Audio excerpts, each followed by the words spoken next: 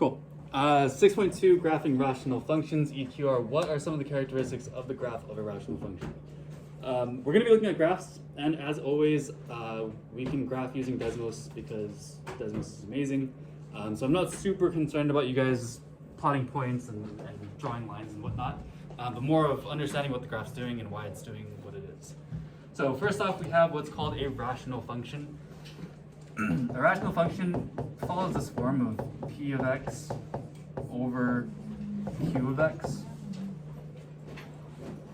And what this does is it's basically having two either polynomials or numbers or variables over each other.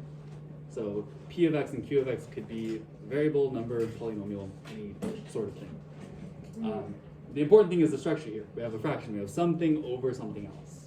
Specifically, what we're going to be looking at is y equals a over x. And I think we're familiar with this. Remember this from last week, right? So we're taking that same function and we're going to be graphing this out today. Next vocabulary word is asymptote. Have you guys heard this term before? No. No? Never? Say it with me. Asymptote. Asymptote. Cool. Thank you. Wow. Yes, asymptote. So what an asymptote is it's kind of like this invisible wall that our function kind of approaches but never hits. So if you think about an exponential graph, what does an exponential do? Like curves upward, right? So this curve upward eventually starts hitting a point where it's getting closer and closer to a certain number, but it never really hits it. And it kind of creates this like invisible wall, if you will. And that's what our asymptote is. If we look at our graph here, which I'll show you in just a second, you'll see that our graph is going to approach a certain number, but it's never going to touch or cross it. So this asymptote is an invisible line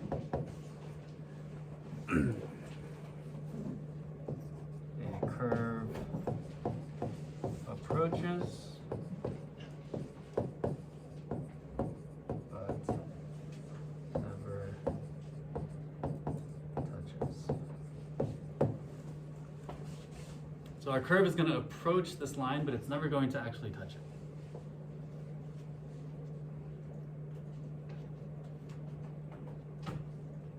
So I'll show you guys what I mean. If I go over to my Desmos graphing and I graph this out, let's say if I do y equals 1 over x. Actually, before I get into that, I should probably tell you what the parent function is, because that would make more sense. So our parent function is f of x equals 1 over x. And we remember what parent functions are, yes? So these are like our most basic form. If I'm looking at parabolas, then my parabola's parent function is a u. If I'm looking at linear functions, then it's just like a straight line. So our parent function is going to be 1 over x. And if we graph this out, it looks like this. Yeah, and we've got two asymptotes here. Our graphs are approaching a horizontal asymptote as well as a vertical asymptote. So if you notice, I'm going to zoom out a lot. You'll see that these lines or these graphs kind of start flattening out, right? So they're forever approaching 0, but they never actually hit 0 for both horizontal and vertical.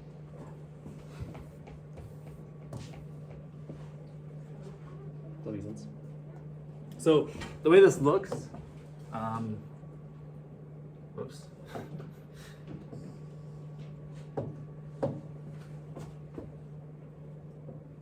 I have this curve here, and I have this curve here. And we call these hyperbola.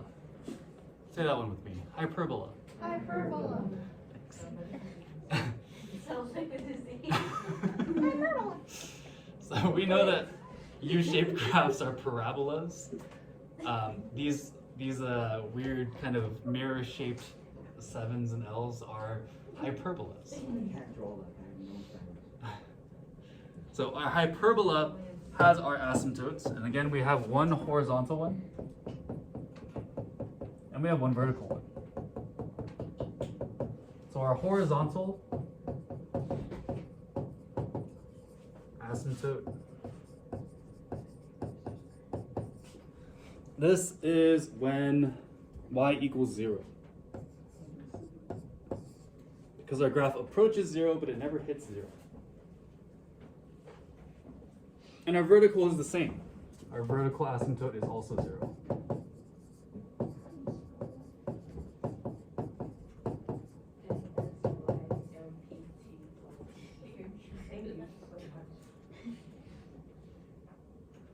So vertical asymptote is at 0, is at x equals 0. Our horizontal asymptote is y equals 0. Because the X is one out.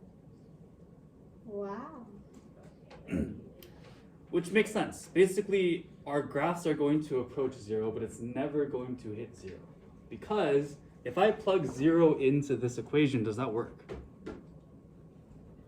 No. Can I have 0 as a denominator? No. That's undefined. So because of that, our graph is never going to be equal to 0. Does that make sense? Yep. So because of that, also that means that our domain and range cannot be 0 as well. We remember domain and range, right? Yeah. Domain is all possible x values, range is all possible y values.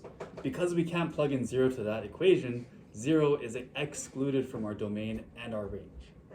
That's so mean.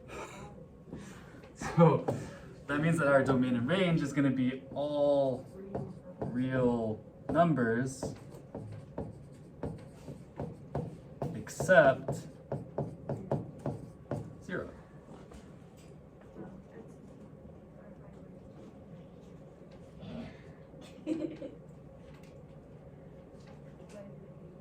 Questions on this? Oh, last thing I want to mention with the diagram. This diagram is located, or the graph of our rational function is in quadrants 1 and 3. If you guys remember the way we count quadrants, it's kind of counterclockwise. So this would be quadrant 1, quadrant 2, quadrant 3, and quadrant 4. So right now we're in quadrants 1 and 3. Why do they count it like that? 1, 2, 3, 4. That's a great question. I'm assuming because these are all positive, and then these are all negative. That doesn't make sense. I don't know. Glad you're being honest. They just chose direction instead of saying standardized. Yeah, I guess they just went counterclockwise. That's cool. That's Will we cool. ever be in 2 and 4? Yes, and we'll get to that in just a Oh, that's a minute. negative one. Good question. Yeah, you're right. Do you have a question? Just kidding. Alright. So last little bit here. Any function of the form.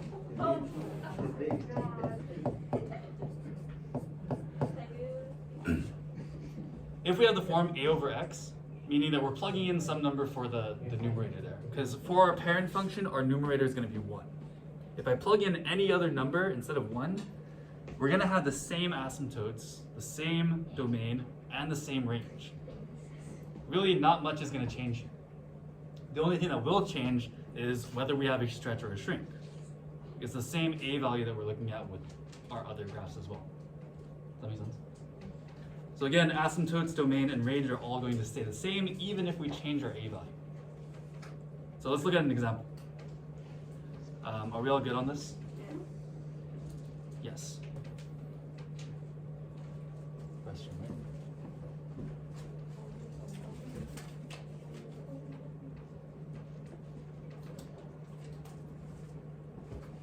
So, example 1 says graph g of x on Desmos. Compare the graph with f of x equals 1 over x, our parent function, and identify the asymptotes, domain, and range. So, what is our a value for this guy here? Our a value is 4, yes? It's the number on top. Using what we know about a values, is this a stretch or a shrink? Stretch. So we have a vertical stretch. And this is when our a value is greater than 1, right? So what does that do to our graph? Well, let's take a look. If I go over to my Desmos graph, this is my parent function. I'm going to do this. And I'm going to make my a value, was it 4? what happened to my graph? Why are these the same color? They went further away from. Sorry, why is this green? Let me change that. Maybe try so much forward. There you go. There we go. Weird. There we go. Huh? It went farther away Okay. from the x-axis. So now what's happening? It's getting further away from the x-axis, right, and the y-axis. Yeah. So when we have a stretch, these curves are going to get further away from the axes. And you can see that when we pull this all the way over, it just keeps getting further and further. So that means that a stretch is going to take this further away from our axes. So that means this is farther from the axis. Does my domain, range, or asymptotes change? No. I don't know. No, no, it doesn't. Yeah? Say it doesn't. Sure. Oh my god, no then. No, it's the same. Remember that it It's the same. always has the same. And the reason is, if I increase this as much as I can, even if I zoom all the way out, my black graph is still approaching 0, vertically and horizontally. Does that make sense? Because it's approaching 0 on both horizontal and vertical axes, our asymptotes are staying the same. Our asymptotes let us know what our range is. So basically, whatever our asymptotes are the ones that we exclude. So they're both still at 0, so we're still excluding 0. So everything stays the same. The only thing that's changing is how far it is from the axes. Cool? Yes? Since in the warm-up, you said that K equals the vertical, to see if it's vertical. How do you know it's vertical if we have no K value? Good question. If there's no K value, then K is 0, and that means that there's no vertical movement. But it's a vertical stretch, for example, 1A. Yes, vertical stretch and vertical translation are different though. Oh, So the stretch pulls it away, the vertical translation is going to move the whole graph. And I'll show you what that looks like in a second. Good question though. So here my asymptotes are still x equals 0 and y equals 0. And because those asymptotes are 0, we can say that my domain and range are all real numbers except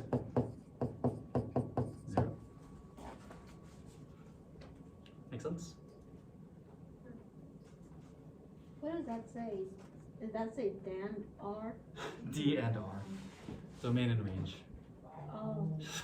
Sorry, I'm going to be abbreviating a lot. Yes? What was the sign for that?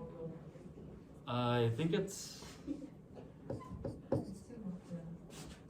thank you.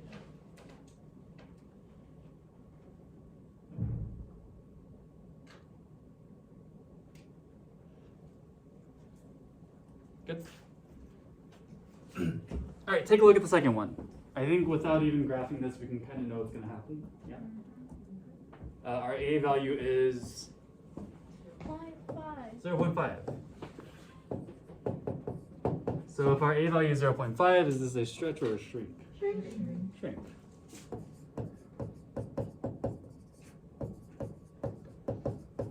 So this is greater than 0, less than 1, or a fraction or a decimal is a shrink. And what happens to my graph when I am shrinking? Yeah, we can kind of guess what's going to happen here, just using our critical thinking skills. If I lower this to a decimal, then it ends up getting closer and closer to our axes. Does the opposite. Never touch? Never touches.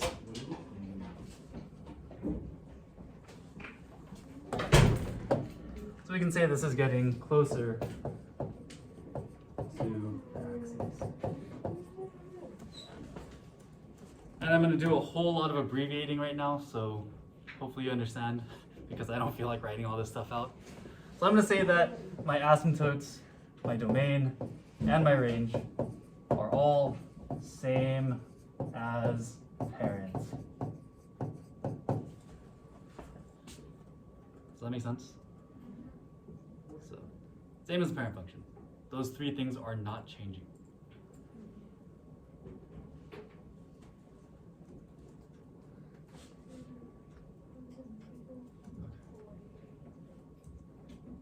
All right. Take a look at the next one if you finish this, and tell me what's different between example 2 and example 1. It's a negative. So what's going to happen? Yeah. So go ahead and plot out the next example on Desmos and see what's happening to our graph.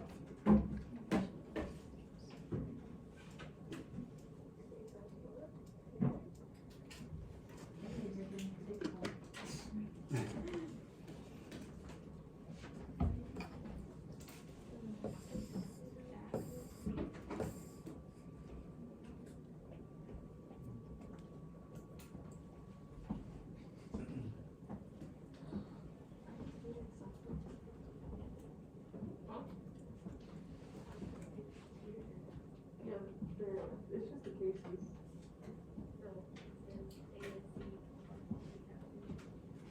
It helps a lot to also plot 1 over x, just so you guys can see how it's changing. Oh, yeah, okay.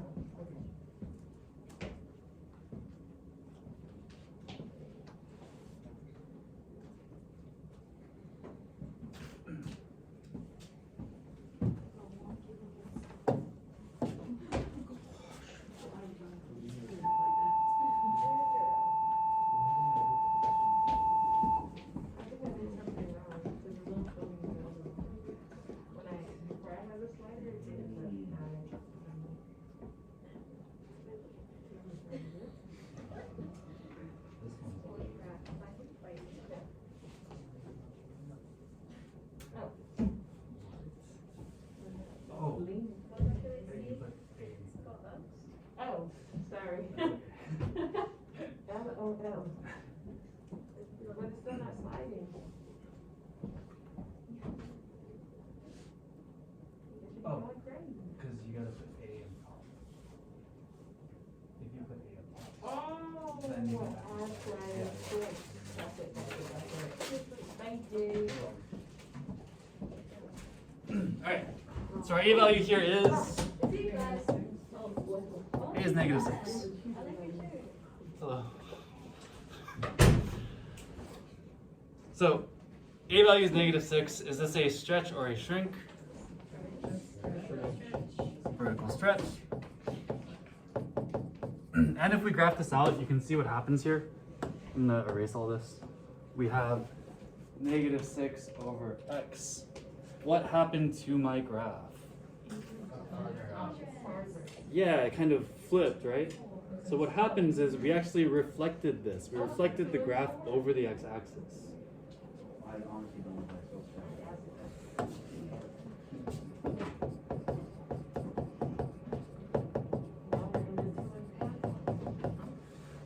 So we have a reflection in the x-axis here. Again, does my asymptotes, domain, and range change?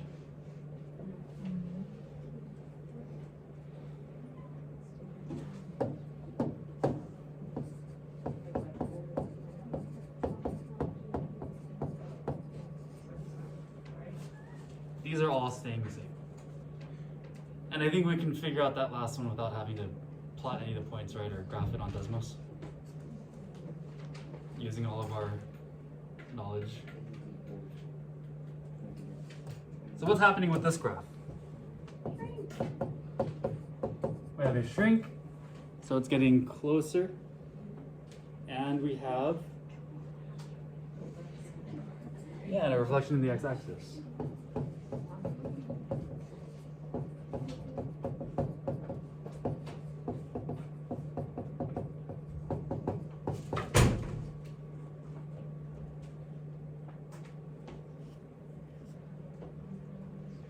And again, all my asymptotes, domain, and ranges are staying the same. I'm just gonna write same. Let's get a little later. Try to try S's. It's just devolving more and more each example. Doesn't go that far. Not yet. All right, easy stuff, yes? So, have a good idea of what our A value does for our graph, yes? So what I want to do now is look at what our H and K do for our graph. And I think we already know, so it should be pretty straightforward. Let me know if you need a little bit more time with these two examples, otherwise I want to scroll down a bit. Is this what our homework is? Yes, it's easy, Can we use Desmos? yes. Nice. Cool, okay.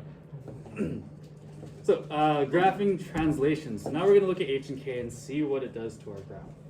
So you'll notice that our asymptotes were at 0, 0 before, right? And now what's going to happen is our asymptotes are going to move according to H and K. So basically this cross of our vertical and horizontal asymptote are going to move all together. Does that make sense? So our form is going to look like this. Y equals A over X minus H plus K, which should look pretty familiar to you guys. Where we have H value, K value, and A value. Again, our H value, the sign is going to switch whenever we're looking at it because of that negative in our equation. Our asymptotes are going to be our H and K values. So our asymptotes is X equals H and Y equals K. And again, these are the numbers that are going to be excluded from our domain and range. Questions? So it should look something like this. I could have asymptotes here and here. And that's going to move our graph like this.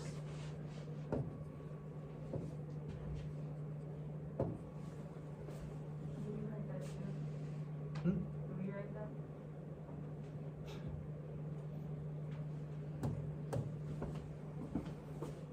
So here we have X equals H and Y equals K, and those are our asymptotes.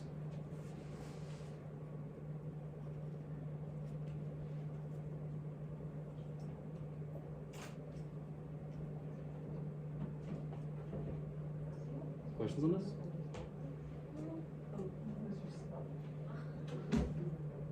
Hmm? Do you like genuinely understand this, or like are you reading to like a teacher? I genuinely understand this. I mean, sometimes I have to reference the book for like little details here and there. But I mean, you know, I also want to make sure I don't give you guys wrong information. Sometimes I mix up my H and K, sometimes I mix up my X and Y. Okay, so let's look at an example. It says to graph the function, but I think we can answer all these questions without actually graphing it.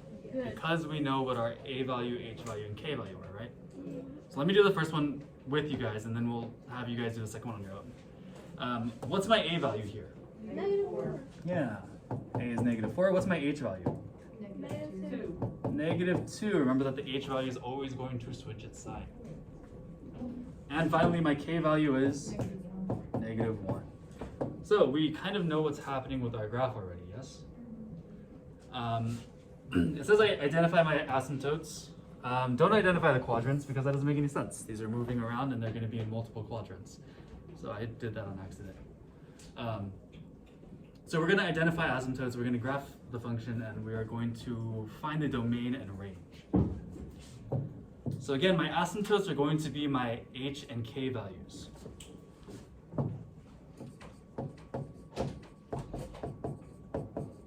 So X is going to be equal to -2, and Y is going to be equal to -1. And what's happening to my graph here?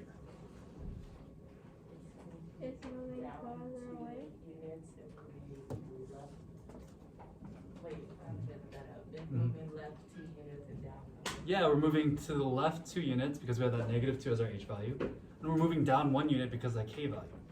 And again, if we do this in our graph, we're doing -4x plus 2 minus 1. -4. Wait. X plus 2 minus 1.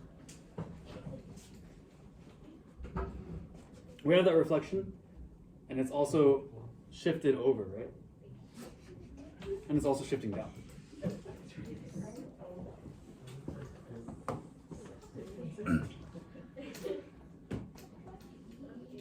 So now that we have our asymptotes, what would our domain and range be?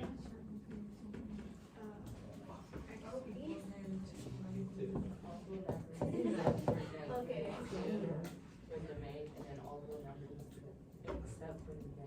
Yeah, so we exclude our asymptotes from our domain and our range. So since our asymptote for our x value is -2, my domain is all real numbers except -2. So we're not including that asymptote because it approaches it, but it never touches it. Our range is going to be all real numbers except -1. So using this information, see if you can figure out part B. I think you guys can. So I'll give you guys a minute.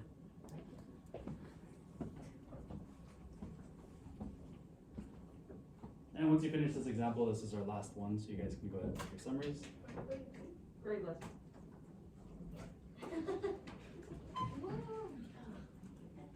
I need to figure out a better way to record because I can't hear myself on that at all. Yeah. Why don't you just record on your phone and post it to Google Classroom? Google Classroom has a limit on how big the files can be. Yeah. I know teachers that used to. I'm telling you, bro, Instagram's the way to go. I know it's just using some videos, But not everyone. record those Zoom meetings. Oh, yeah. Like, Ruben didn't even have a You phone. can do that. That's true. Exactly. Maybe you can do ed puzzles? Yeah, that's my, kind of used to do, like for kids that were absent during Zoom, she would post ed puzzles. Ed puzzles. Instagram, we do Instagram. Instagram? Not everyone has a But phone. not everyone, yeah. Not everyone has it. Well, they can.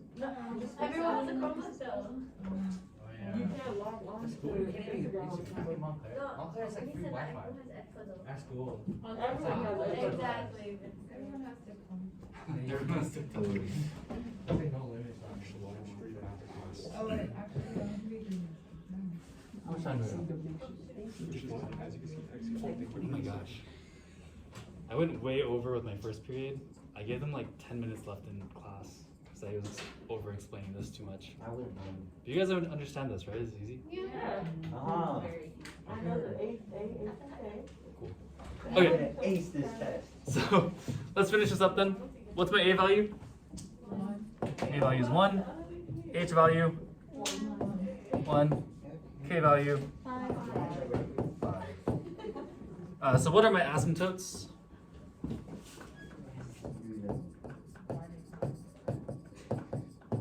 X equals 1, Y equals 5.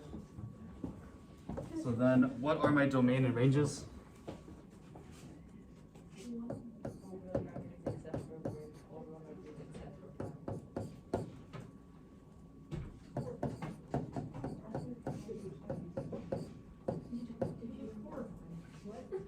Hopefully you guys are okay with my shorthand. I've been abbreviating everything. Easier for me. Questions?